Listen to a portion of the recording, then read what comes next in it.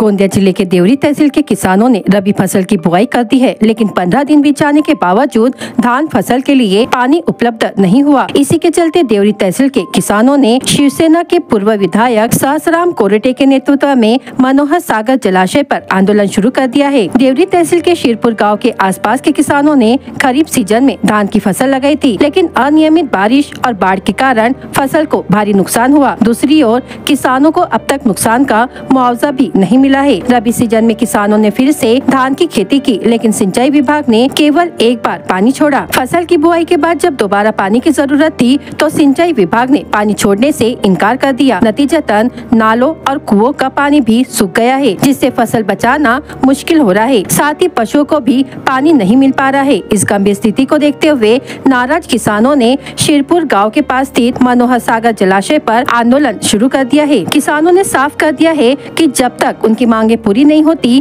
तब तक आंदोलन जारी रहेगा। अब यह देखना दिलचस्प होगा कि सिंचाई विभाग इस पर क्या निर्णय लेता है। शिरपूर धरणाचे पाणी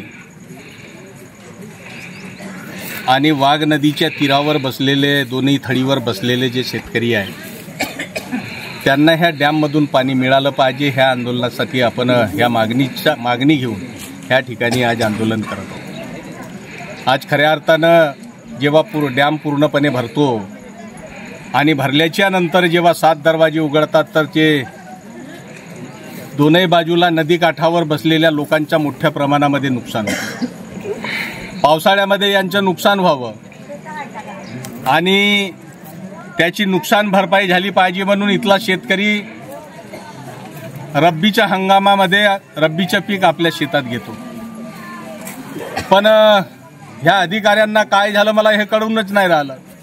मी सतत 3 दिवसापासून अधिकाऱ्याच्या संपर्कामध्ये आहे। काल सुपरिंटेंडिंग इंजिनियर आणि एक्झिक्युटिव्ह इंजिनियर आणि डेप्युटी इंजिनियर सुद्धा माझी भेट घ्यायला ह्या भागात आले होते, पाहणी करण्यासाठी सुद्धा आले होते।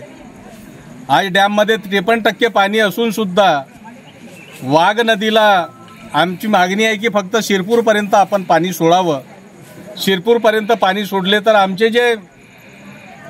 जे पुरामुळे इफेक्टेड जे गावं आहे आणि ज्यांनी आता उन्हाळ्याची रब्बी लावली त्यांच्या गुरांना पाणी पाहिजे।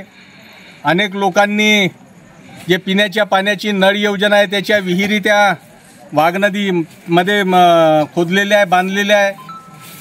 त्याच्यामध्ये सुद्धा पाणी संपूर्ण संपलेलं आहे ना, त्या विहिरीमध्ये पाणी नाही। अशा परिस्थितीमध्ये आम्हाला पाण्याची नितांत गरज आहे। अधिकाऱ्यांना आम्ही बोललो पण अधिकारी हे सिरियसली घेत नाही, कारण की यांना काय वाटतो माहीत नाही। यांना कुठल्याही प्रकारची शेतकऱ्याशी काही घेणं देणं नाही अशा प्रकारचं आम्हाला वाटून राहिलं। इंजिनियरनं म्हटलं की आता आम्ही आढावा बैठक घेऊन राहिलो नागपूर ह्या ठिकाणी सुपरिंटेंडिंग इंजिनियर सोबत, आणि आढावा बैठक घेतल्याच्या नंतर लगेच आम्ही तुम्हाला निर्णय देऊ अशा प्रकारचं सुद्धा त्यांनी आम्हाला सांगितलं। मागणी पूर्ण नाही झाली तर नक्कीचपणे याच्यापेक्षा आक्रोशित आंदोलन या ठिकाणी हे संपूर्ण शेतकरी आणि जनता मिळून नक्कीचपणे करणार आहे। चा जो आंदोलन आहे हा पाण्यासाठी आंदोलन आहे आणि आज जे आंदोलन अशासाठी करण्यात आलं आहे की आपण या ठिकाणी लोकप्रतिनिधी असतील किंवा अधिकारी असतील त्यांच्यासोबत आम्ही 15 दिवसापासून संपर्क साधत आहोत की धरणाचे पाणी सोडा, कारण शेतीला जी शेती आहे ती मरत आहे, त्यासाठी पाणी सोडा। पाणी ते न सोडल्यामुळे हा आंदोलन आहे। आमची मागणी अशी आहे की जे पीक आमचं मरत आहे ते पीक मरू नये यासाठी अधिकारी असतील किंवा लोकप्रतिनिधी आणि हा शिरपूर धरणाचं पाणी सोडावं यासाठी आमचं आंदोलन आहे। नाव नितेश एकनाथ भेंडारकर। आज आपल्या ह्या शेतकऱ्यांची मागणी आहे, गेल्या 10 ते 15 दिवसापासून नदी पूर्णच कोरडी आहे। शेतकऱ्यांना पाणी नाही मिळून राहिलं, पिण्याचं पाणी नाही, जनावरांना पाणी नाही आहे।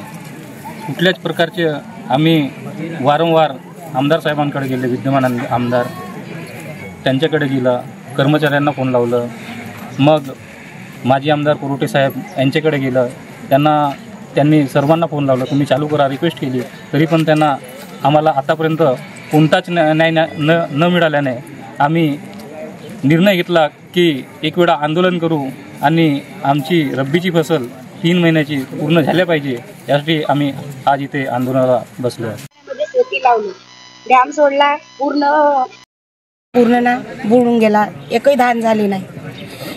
रब्बी लावला, रब्बी आता 15 दिवस झाले, 15 दिवस होऊनही आता डॅम सोडत नाही आहे। त्याच्यासाठी सर्व गावकरी लोक एकत्र जमला आहोत आणि आंदोलन केलं करत आहोत पाणी सोडण्यासाठी. तरी पण सर्व अधिकारी लोकांना एकच मागणी आहे की त्यांनी पाणी सोडण्याचा आमची विनंती स्वीकार करावी.